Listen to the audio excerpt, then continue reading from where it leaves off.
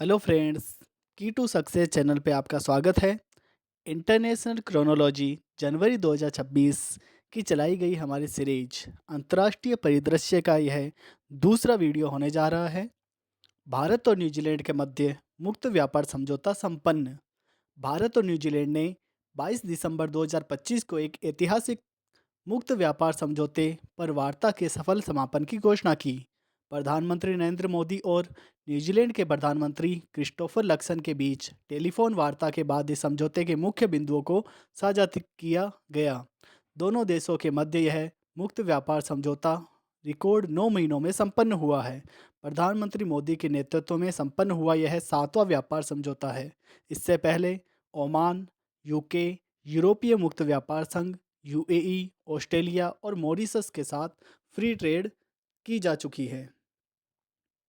मुक्त व्यापार समझौता महत्वपूर्ण बिंदु। व्यापार और शुल्क। 100% शुल्क मुक्त पहुंच। न्यूजीलैंड ने भारत से होने वाले 100% निर्यात पर सीमा शुल्क को पूरी तरह समाप्त कर दिया है। इससे भारतीय वस्त्र, रत्न आभूषण और इंजीनियरिंग सामानों को बड़ा लाभ होगा। भारत की रियायतें। भारत ने अपनी 70% टैरिफ लाइनों पर रियायतें दी है, जो मूल्य के हिसाब से न्यूजीलैंड के 95% निर्यात को कवर करती है। व्यापार लक्ष्य। दोनों देशों ने अगले 5 वर्षों में द्विपक्षीय व्यापार को दोगुना करने और अगले 15 वर्षों में न्यूजीलैंड की ओर से भारत में 20 अरब अमेरिकी डॉलर के निवेश का विश्वास व्यक्त किया गया है। न्यूजीलैंड ने 118 सेवाओं के क्षेत्रों में बाजार पहुंच दी है और 139 उप क्षेत्रों में MFN ट्रीटमेंट दिया है। इससे आईटी, प्रोफेशनल सर्विसेज, टेलीकॉम, निर्माण, पर्यटन और शिक्षा शामिल है। पेशेवरों और छात्रों के लिए आवाजाही। टीईई वीज़ा भारतीय पेशेवरों के लिए एक नया अस्थायी रोजगार प्रवेश वीज़ा मार्ग बनाया गया है, जिसके तहत 5,000 पेशेवर एक समय में न्यूजीलैंड में रह सकेंगे। छात्रों के लिए लाभ। भारतीय छात्रों की संख्या पर कोई सीमा नहीं होगी। साथ ही पढ़ाई के दौरान प्रति सप्ताह 20 घंटे काम की गारंटी दी गई है। पोस्ट स्टडी वीज़ा STEM विज्ञान, तकनीक, इंजीनियरिंग, गणित स्नातकों के लिए 3 वर्ष और पीएचडी धारकों के लिए 4 वर्ष का पोस्ट स्टडी वर्क वीज़ा मिलेगा। Working holiday. युवा भारतीयों के लिए प्रति वर्ष 1,000 वर्किंग हॉलिडे वीज़ा का प्रावधान किया गया है। संवेदनशील क्षेत्रों की सुरक्षा। डेयरी क्षेत्र का संरक्षण। भारत ने अपने डेयरी क्षेत्र, दूध, दही, पनीर को इस समझौते से पूरी तरह बाहर रखा है। अन्य वर्जित उत्पाद, चीनी, खाद्य तेल, प्याज, मसाले और रबड़ जैसे संवेदनशील कृषि उत्पादों पर भी भारत ने कोई रियायत नहीं दी है। कोटा प्रणाली। कीवी, सेब और शहद जैसे कुछ फल उत्पादों के लिए टैरिफ रेट कोटा प्रणाली अपनाई गई है। अन्य महत्वपूर्ण क्षेत्र। पारंपरिक चिकित्सा। न्यूजीलैंड ने पहली बार किसी देश के साथ स्वास्थ्य और पारंपरिक चिकित्सा पर एक विशेष परिशिष्ट साइन किया है, जिससे भारत की आयुष पद्धतियों को वहां मान्यता मिलेगी। वैश्विक एआई रैंकिंग में भारत तीसरे पायदान पर पहुंचा। Report 2025 global AI vibrancy tool. जारीकर्ता स्टैनफोर्ड यूनिवर्सिटी। जारी करने की तिथि दिसंबर 2025। शीर्ष स्थान अमेरिका, स्कोर 78.60। निम्नतम स्थान दक्षिण अफ्रीका, स्कोर 6.65।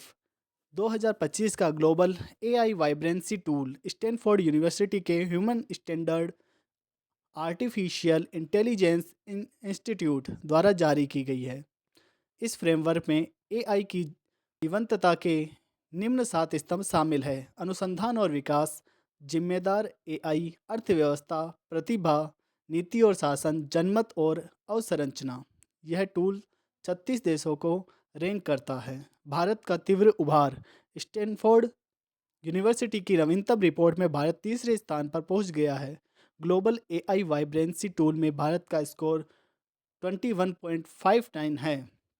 भारत ने 2023 में 7वें स्थान से तीसरे स्थान पर उल्लेखनीय छलांग लगाई, जबकि ब्रिटेन छठे स्थान से एक पायदान ऊपर चढ़कर 5वें स्थान पर पहुंचा है। वैश्विक रैंकिंग में शीर्ष 10 देश अमेरिका, चीन, भारत, दक्षिण Korea, UK, Singapore, Spain, UAE, Japan, Canada.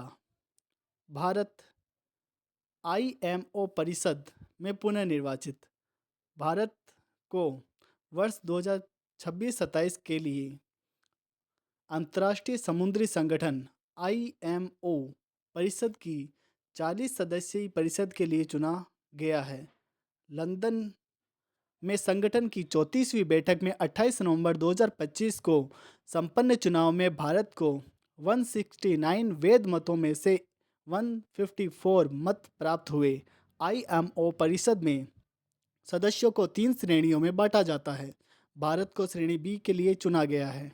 श्रेणी बी का अर्थ, इस श्रेणी में वे 10 राष्ट्र शामिल होते हैं जिनके अंतर्राष्ट्रीय समुद्री व्यापार में सबसे बड़ी रुचि या हिस्सेदारी है। अन्य सदस्य भारत के साथ इस श्रेणी में Australia, Brazil, Canada, France, Germany, Netherland, Spain, Sweden और संयुक्त अरब अमीरात शामिल है। परिषद की संरचना। आईएमओ की परिषद में कुल 40 सदस्य होते हैं जिनका निर्वाचन प्रत्येक 2 वर्ष में होता है। श्रेणी ए 10 सदस्य अंतर्राष्ट्रीय शिपिंग सेवाएं प्रदान करने वाले सबसे बड़े राष्ट्र जैसे चीन, ग्रीस, जापान, अमेरिका, यूके। श्रेणी बी 10 सदस्य अंतर्राष्ट्रीय समुद्री व्यापार में बड़ी हिस्सेदारी वाले राष्ट्र, भारत इसी का हिस्सा है।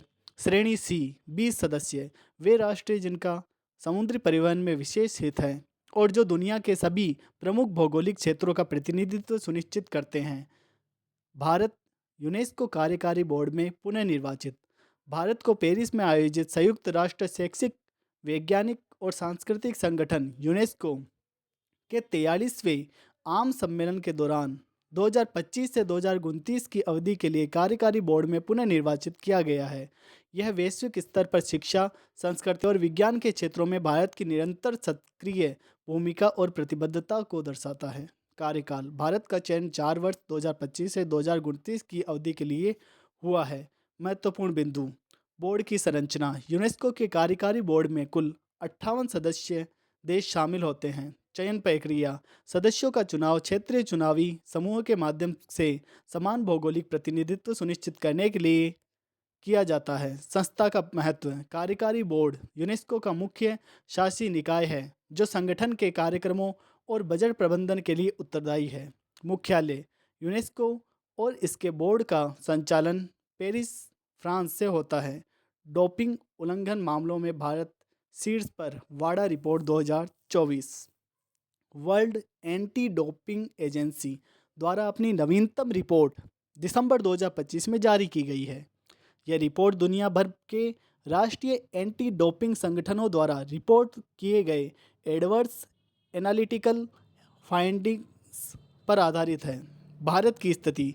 वाडा द्वारा दिसंबर 2025 में जारी 2024 टेस्टिंग आंकड़े रिपोर्ट के अनुसार भारत ने लगातार तीसरे वर्ष वैश्विक स्तर पर सबसे अधिक डोपिंग उल्लंघन दर्ज करके एक चिंताजनक स्थिति पैदा की है। भारत इस सूची में 260 सकारात्मक मामलों के साथ शीर्ष पर है। पॉजिटिविटी दर। भारत की डोपिंग पॉजिटिविटी दर 3.6% रही, जो उन सभी देशों में सबसे अधिक है जिन्होंने साल भर में 5,000 से अधिक टेस्ट किए। कुल परीक्षण। राष्ट्रीय डोपिंग रोधी एजेंसी ने कुल 7,113 नमूने, 6,576 मूत्र और 537 रक्त नमूने एकत्र किए थे। हैट्रिक। यह लगातार तीसरा वर्ष है जब भारत डोपिंग उल्लंघन के मामलों में दुनिया में पहले स्थान पर रहा है।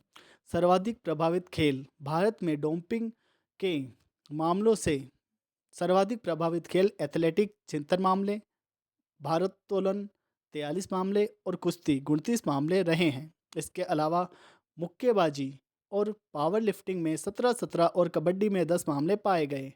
वैश्विक तुलना। शीर्ष अन्य देश। डोपिंग उल्लंघन में फ्रांस दुनिया में दूसरे स्थान पर रहा है, जहां 2024 में 91 खिलाड़ी डोप टेस्ट में पॉजिटिव पाए गए।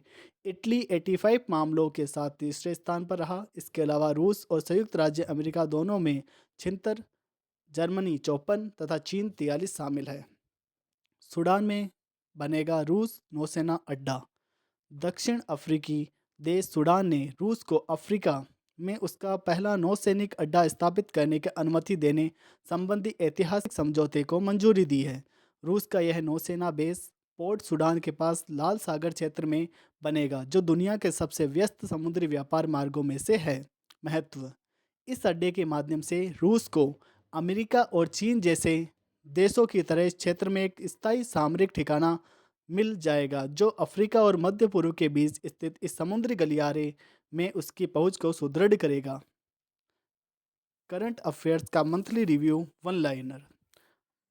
वर्ष 2026 में अमेरिका की मेजबानी में होने वाले G20 सम्मेलन में से अमेरिका ने दक्षिण अफ्रीका को बाहर कर इसके स्थान पर किस देश को शामिल करने की घोषणा की है? तो पोलैंड। किस देश ने 16 साल से कम उम्र के बच्चों को सोशल मीडिया प्लेटफॉर्म पर अकाउंट बनाने पर 10 दिसंबर 2025 से बैन लगा दिया है? ऑस्ट्रेलिया।